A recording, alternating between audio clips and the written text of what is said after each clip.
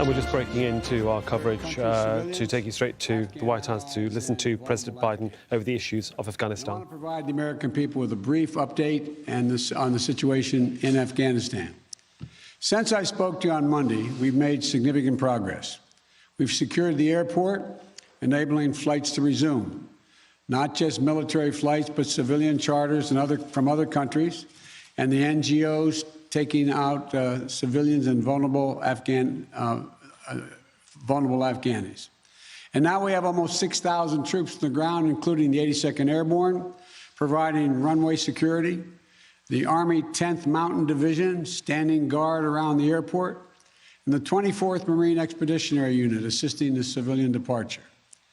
This is one of the largest, most difficult airlifts in history, and the only country in the world capable of projecting this much power on the far side of the world with this degree of precision is the United States of America.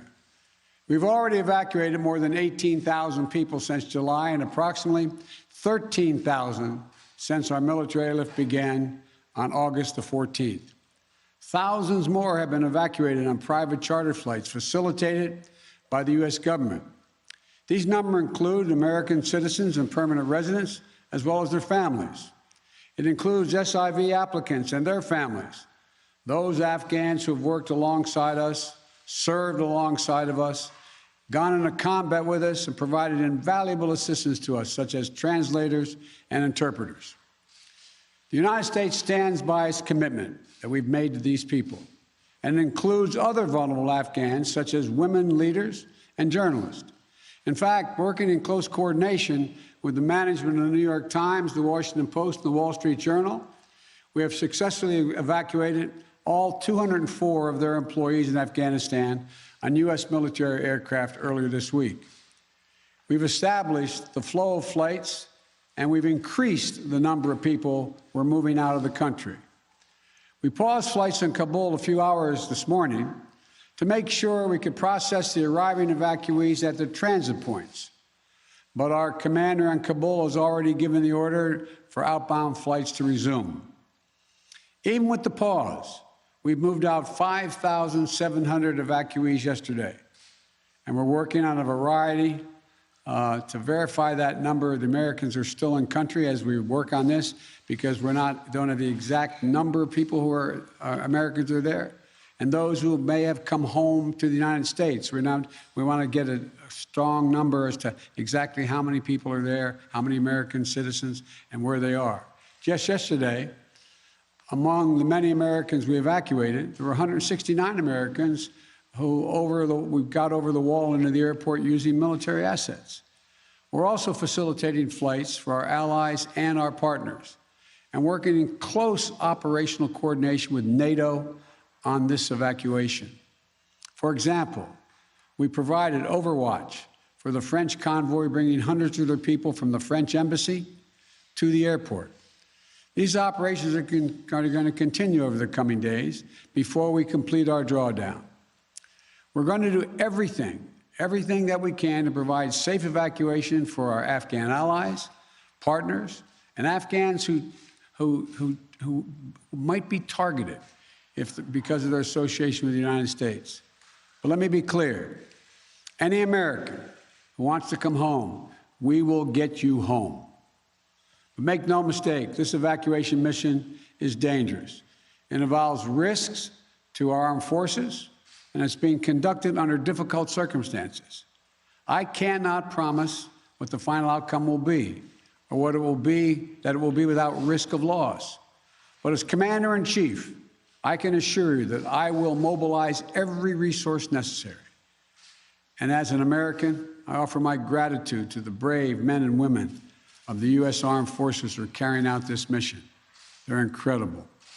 And as we continue to work the logistics of evacuation, we're in constant contact with the Taliban, working to ensure civilians have safe passage to the airport.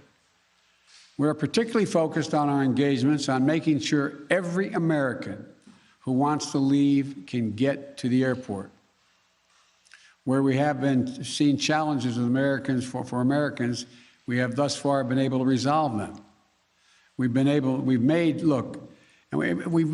clear to the Taliban that any attack on our forces or disruption of our operations at the airport will be met with swift and forceful response. We're also keeping a close watch on any potential terrorist threat at or around the airport, including from the ISIS affiliates in Afghanistan who were released from prison when the prisons were emptied. And because they are, by the way, and make everybody understand that the ISIS in Afghanistan have been the sworn enemy of the Taliban.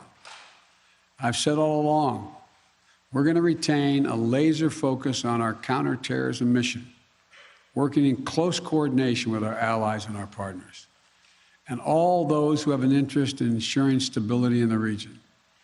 Secretary Blinken, who's with me today, met this morning with our NATO allies in consultation about the way forward, so that Afghanistan cannot be used in the future as a terrorist base to attack the United States or our allies. For 20 years, Afghanistan has been a joint effort with our NATO allies.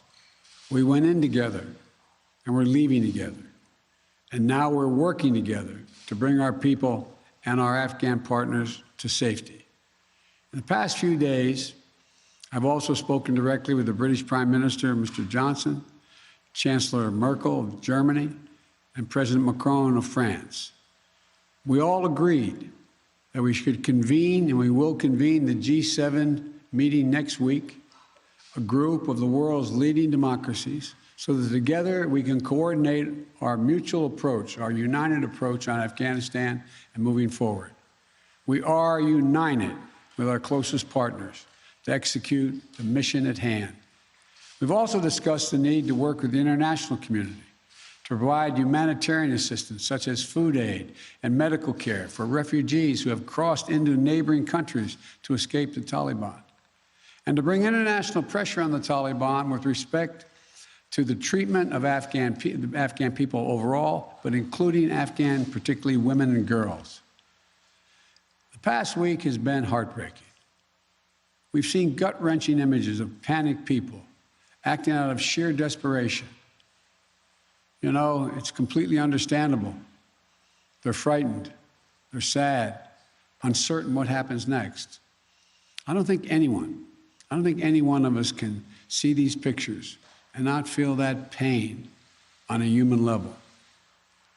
Now we have a mission to complete in Afghanistan. It's an incredibly difficult and dangerous operation for our military. We have almost 6,000 of America's finest fighting men and women at the Kabul airport. And we're putting their lives on the line, and they're doing it in a dangerous place to save other Americans, our Afghan allies, and citizens of our allies who went in with us. You know, I talk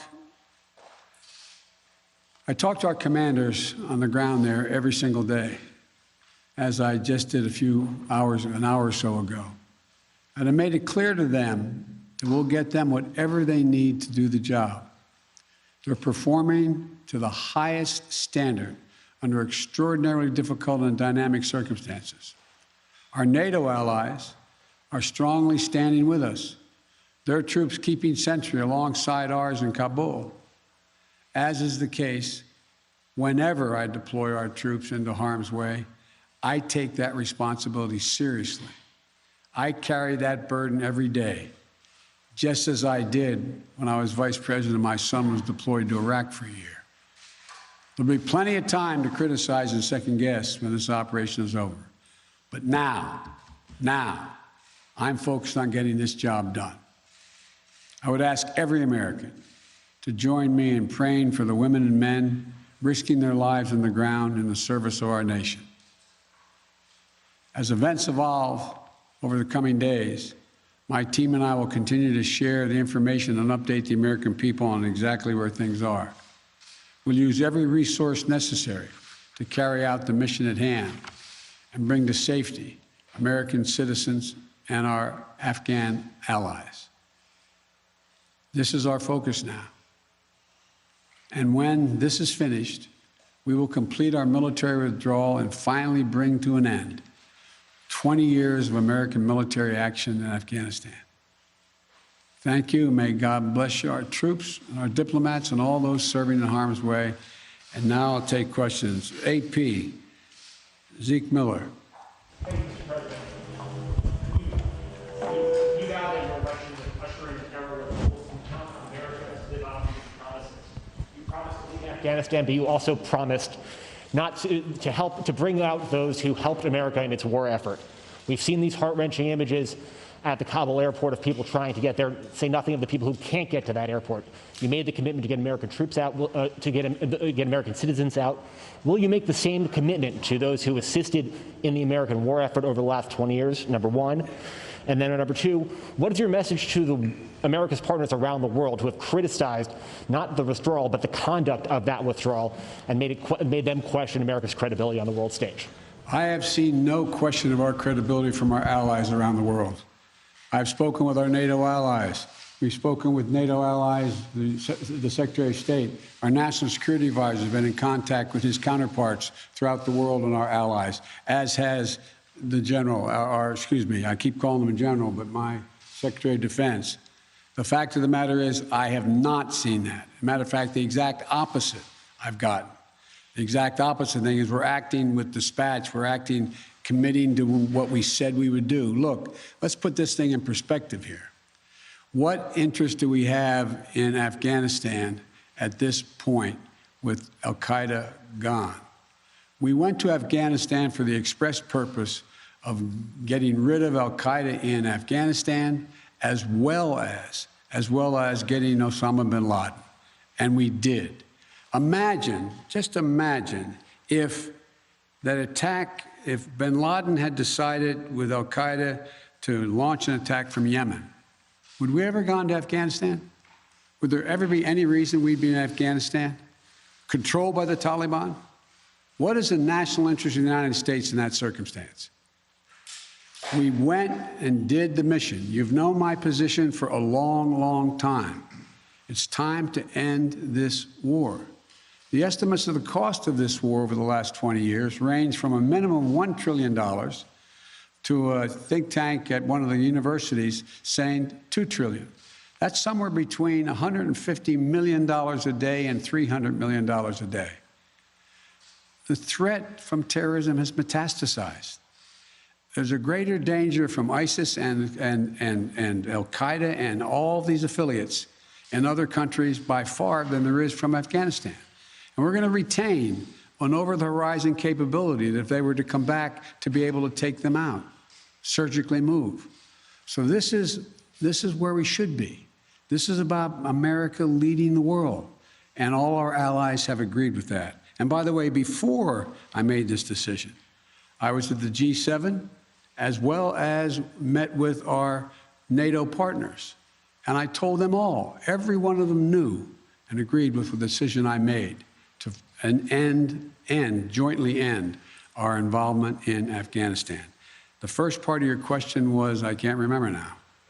Would you commit to the same commitment? Would you make the same commitment to bring out Afghans who assisted in the war effort? Yes, we're making the same commitment. There's no one more important than bringing American citizens out. I acknowledge that.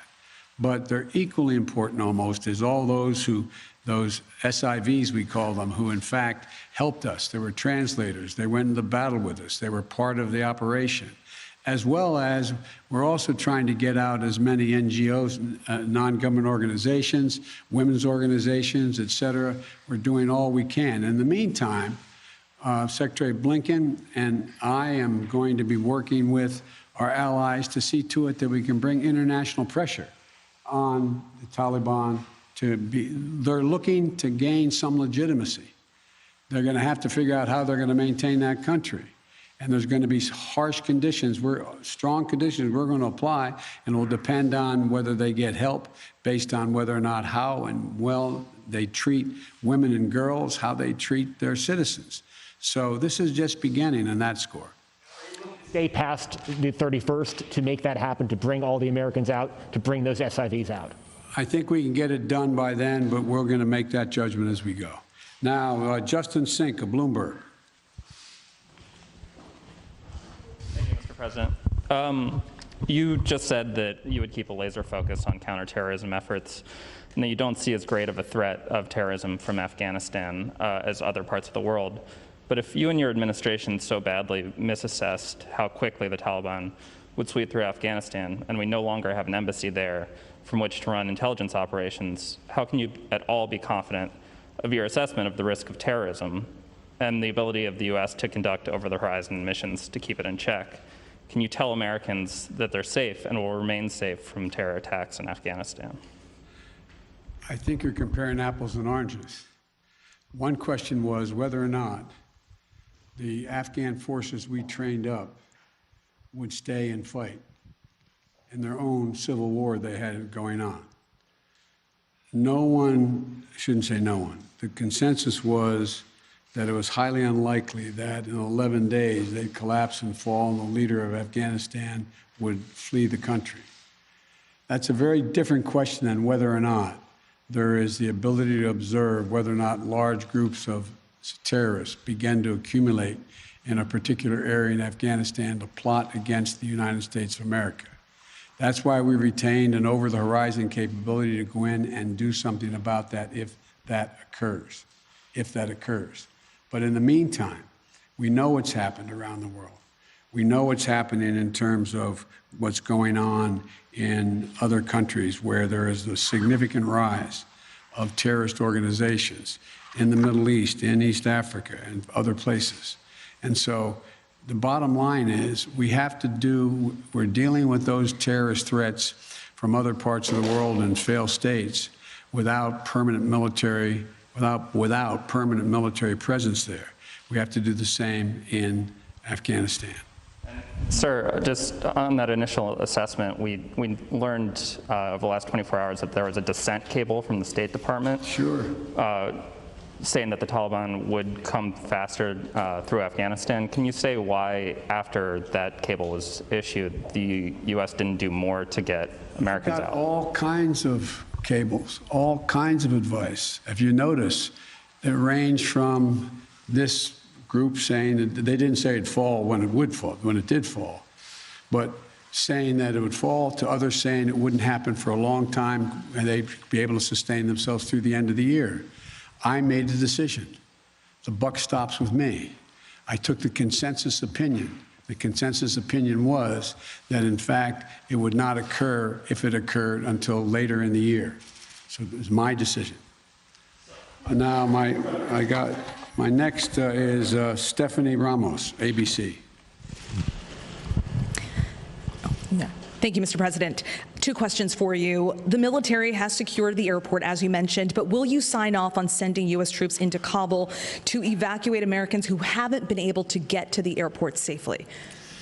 We have no indication that they haven't been able to get in Kabul through the airport. We've made an agreement with the Taliban thus far. They've allowed them to go through. It's in their interest for them to go through. So we know of no circumstance where American citizens are carrying an American passport are trying to get through to the airport. But we will do whatever needs to be done to see to it they get to the airport. And one more, Mr. President. Last month, my colleague Martha Raddatz interviewed Abdul, an interpreter who was on the front lines with U.S. forces in Afghanistan. Overnight, we received a photo of Taliban militants coming to the door of his home, literally hunting him down. Thankfully, he was able to escape, but he is obviously still in mortal danger. What would be your message to Abdul, his wife, and his 3 young daughters? We want you to be able to get to the airport. Contact us. We'll see whatever we can do to get you there. We've got to get you out. We are committed to deal with you, your wife, and your child, to get all 3 of you out of Afghanistan. That's the commitment.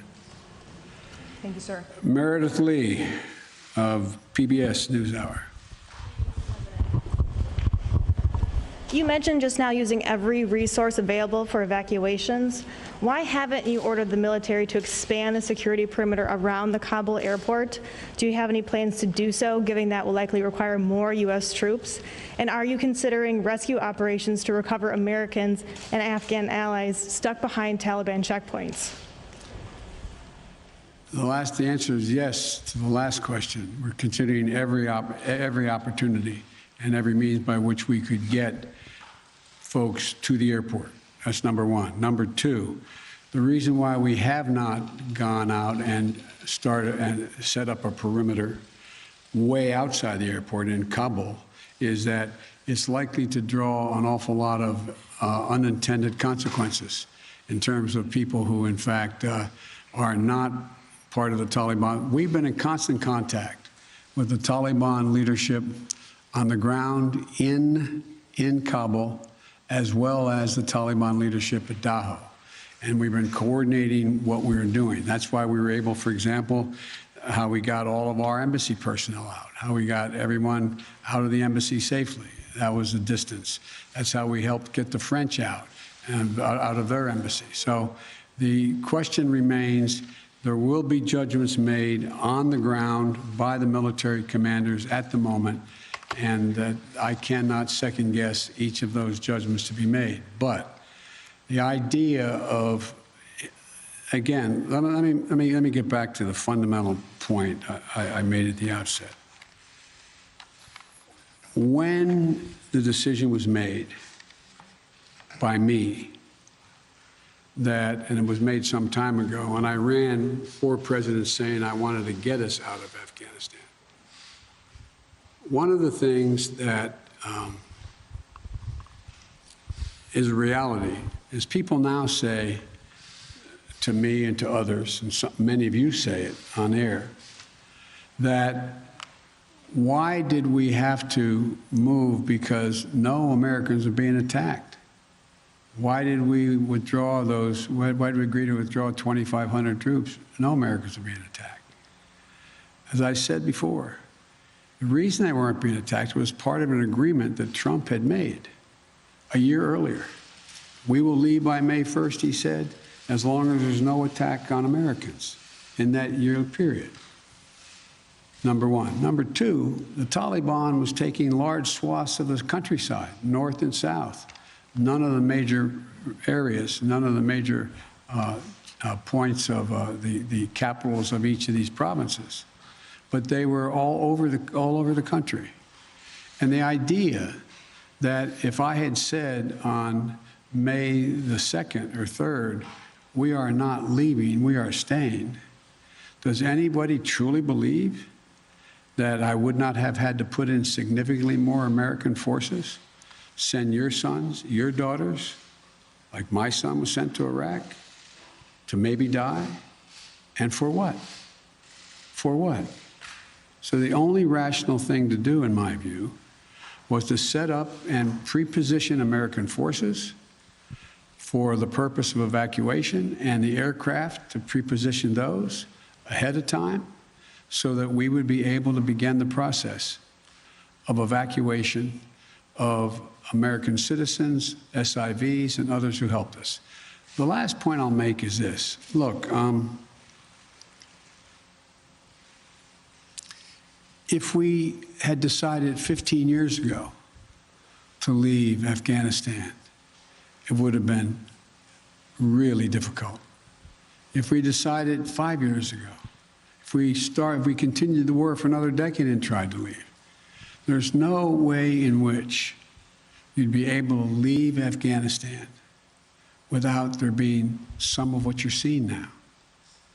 But what we've done so far is we've been able to get a large number of Americans out, all our personnel at the embassy out, and so on. And thank God, so far, knock on wood, we're in a different position. Scott Detrow. Scott, NPR. Thank you, Mr. President. I just want to follow up on something you said a moment ago. You said that there's no circumstances where American citizens cannot get to the airport.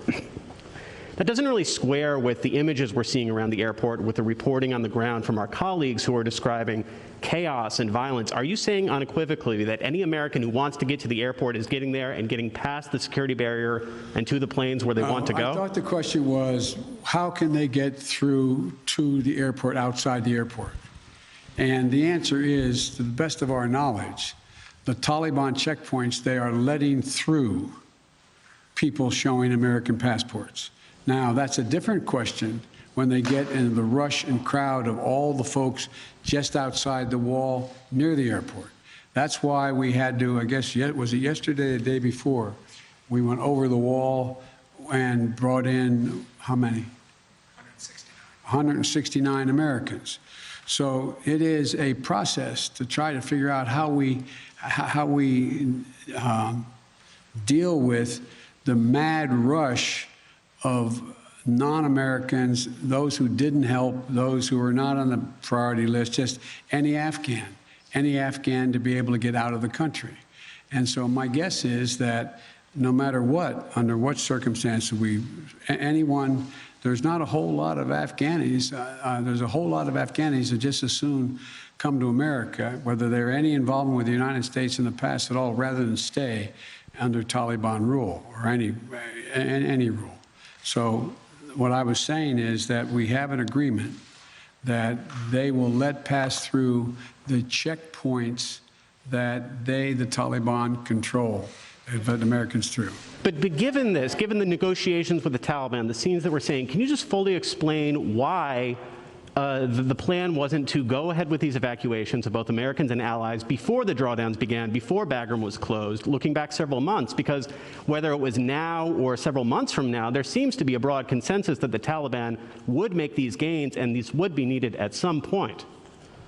Well, yeah, at some point. But the point was that although we were in contact with the Taliban and Doha for this whole period of time, at some point wasn't expected to be the total demise of the Afghan National Force, which was 300 persons. Let's assume the Afghan National Force had continued to fight and they were surrounding Kabul. Be a very different story, very different story. But the overwhelming consensus was that they were not going to collapse. The Afghan forces, they were not going to leave. They were not going to just abandon and then put down their arms and take off. So that's what happened. Thank you very, very much. Thank you. You're watching Al Jazeera English there. Joe Biden flanked by the Vice President Kamala Harris, the Secretary of State Antony Blinken, and Lloyd Austin, the Defense Secretary, explaining the current situation in Afghanistan, the evacuation process,